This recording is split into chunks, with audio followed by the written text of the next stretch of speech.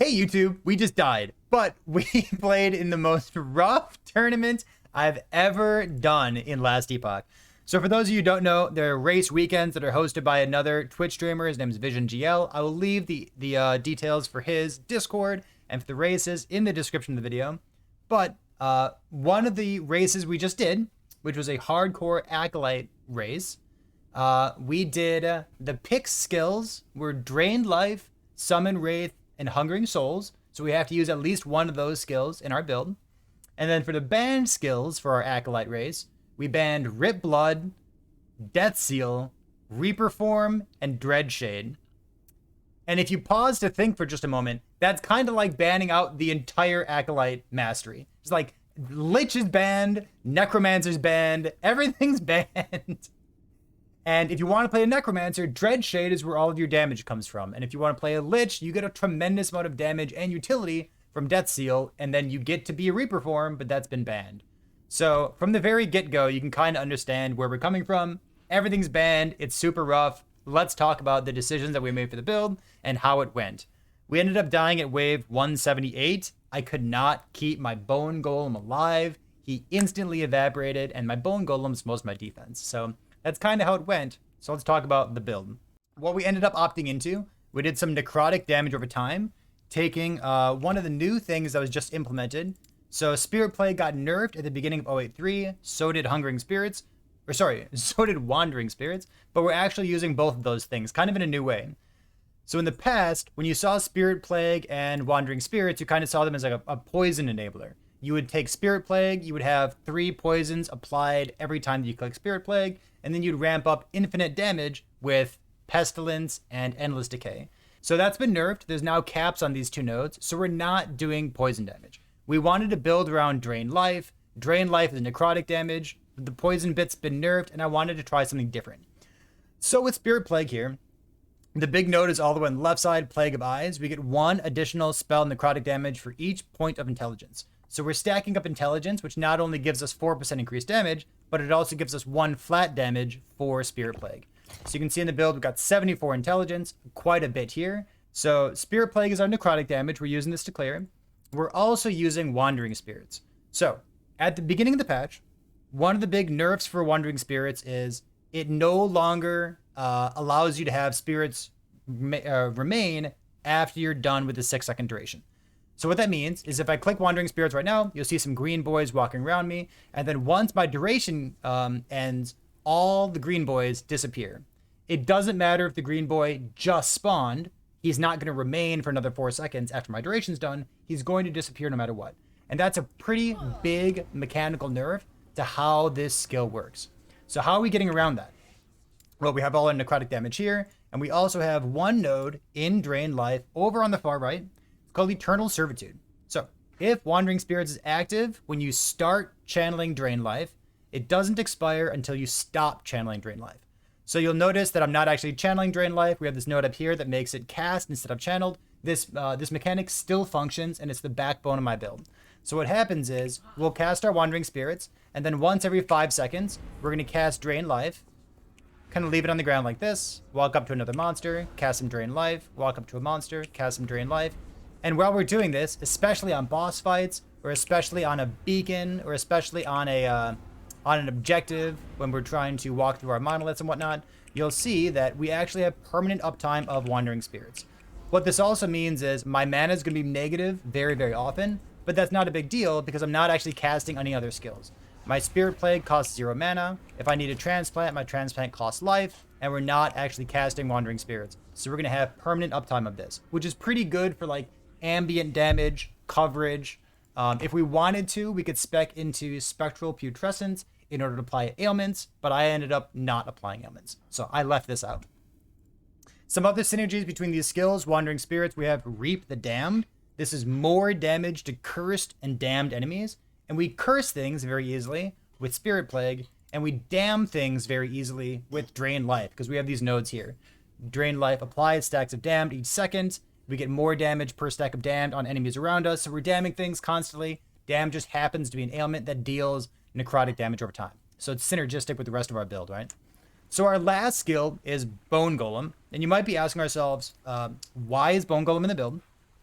The answer is there's nothing else. There's nothing else. Everything has been banned.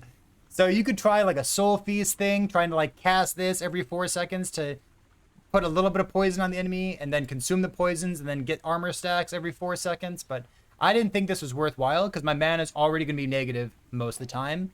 And this is the hard thing for me to work into my build. So I ended up choosing Bone Golem. The points on the bottom of the Bone Golem tree, just to make him as tanky as possible, felt great. The 6 points on the left side, so 3 for this and 3 here for some health regeneration. These 6 points could go anywhere. I put these 6 points here because I wanted Bone Golem to have some kind of regen. This was not enough. These 6 points are almost completely wasted. If I had a better place to put them, I might put them somewhere else instead. But man, if this guy could stay alive and not have to be resummoned ever and just like have a little bit of like extra regen, this build would feel much, much better. Unfortunately, he's got a lot of tank, he's got a lot of HP and armor, but if he takes a hit, he's never going to regen that health. So eventually he's going to die. I need to resummon him. For the Masteries, I can walk you through this real quick. There's nothing particularly special. We have damage, we have intelligence and some stuff.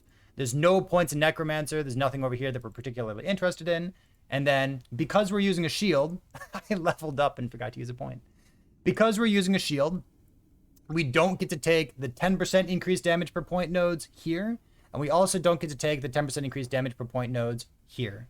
That said, the only points that I felt bad about were these 8 points in Desolation, but this is still 7% increased damage per point. It's not that much that you're losing, and I wanted to have a shield.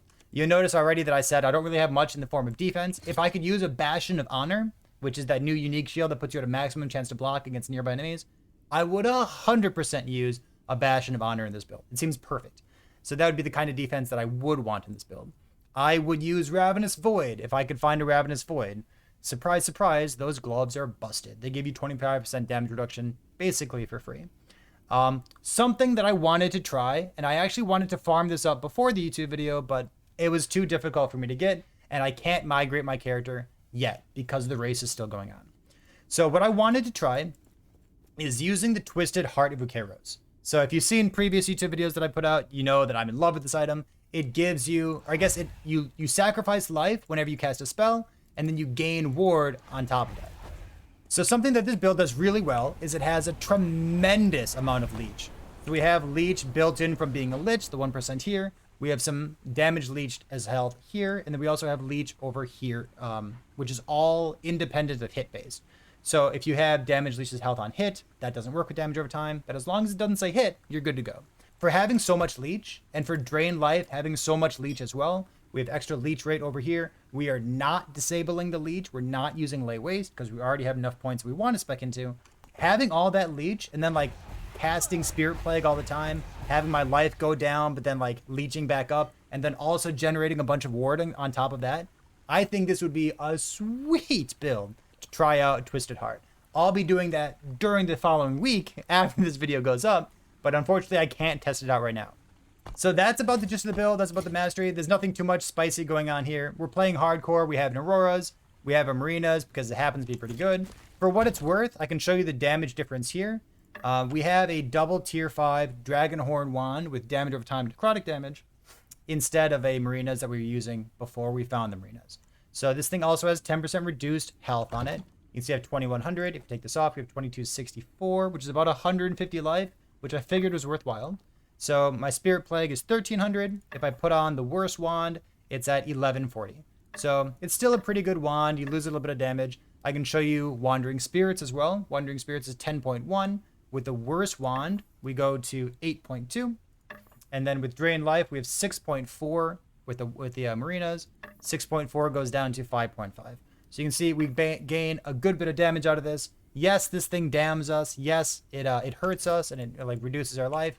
But I think this build really needs damage because we banned everything. Because we banned Deathsteel and because we banned Reaper Form. So, man, these races are so brutal when everything gets banned out. But it's also been a good bit of fun. Credit where credit's due. I never would have used Drain Life if it weren't for this race. Because why would I do anything other than the normal transplant, rip blood, bone curse things that you would normally see on a crit necrotic damage lich.